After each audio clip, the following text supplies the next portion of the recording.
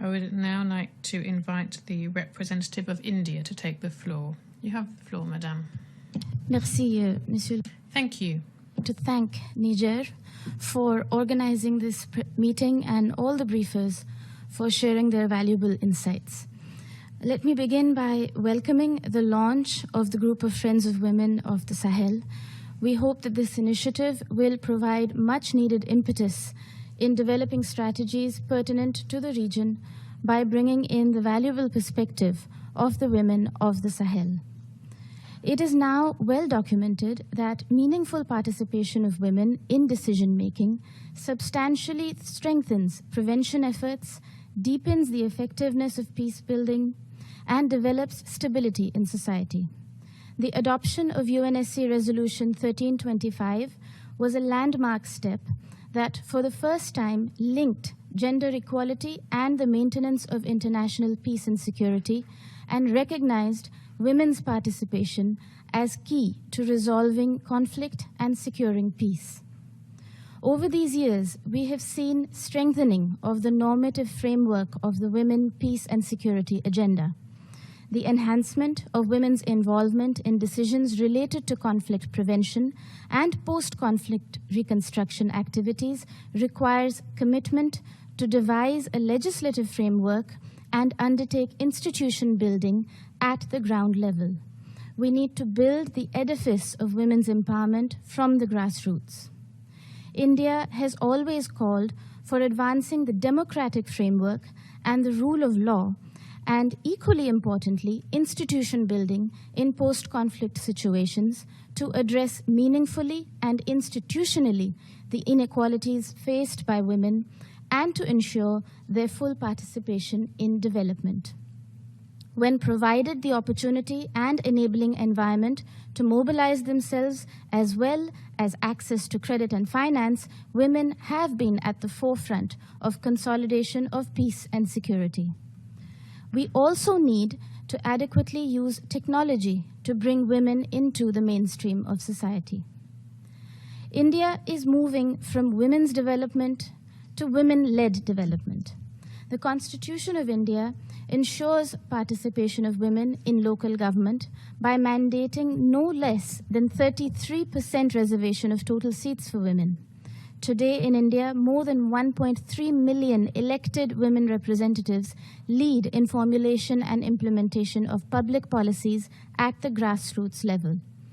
Our women-centric services and technology have become particularly crucial in this challenging time of the pandemic. Mr. President, the Sahel region has witnessed positive trends in recent years in realizing the potential of full and effective involvement of women in the nation-building processes. There has been notable progress in women's participation and representation in political and peace processes in several countries. We have witnessed an increase in women's participation in policy, decision, and lawmaking bodies and in appointments to key state positions throughout the region. We commend the efforts undertaken to advance women's participation in political processes and welcome the active leadership of women in electoral processes in Burkina Faso, Côte d'Ivoire, Ghana, Guinea, and Niger. The appointment of Her Excellency Ms. Victoire Tomega Dogbe as the first female Prime Minister of Togo and the enhanced proportion of women in the new cabinet of Liberia are admirable steps towards gender inclusiveness in the political process. Senegal, with its 43% representation of women in parliament, is also setting the standards in Sahel. Adequate financing is imperative to ensure full and effective implementation of the WPS agenda on the ground. Countries that have developed national action plans on WPS must ensure budgetary allocations in line with their action plans. Attention should be paid to access to credit and finance by women and women's groups in respective national action plans. Mr. President, terrorism and violent extremism continue to be the biggest global threat to peace and security. This holds true for the Sahel and is now also spilling over into other parts of Africa. Violence against women and girls perpetrated by terrorists remains rampant. it is important that the Council strives to effectively integrate WPS considerations into sanctions regimes, including by listing terrorist entities involved in violence against women in armed conflicts. Mr. President, the strong and deep solidarity between India and Africa reflects the bonding of the global South. India's developmental partnership in Africa is primarily meant to improve the lives of people and contribute to human resource development without imposing any conditionalities. India has implemented several women-centric projects across the Sahel. We have also trained hundreds of women in vocational skills.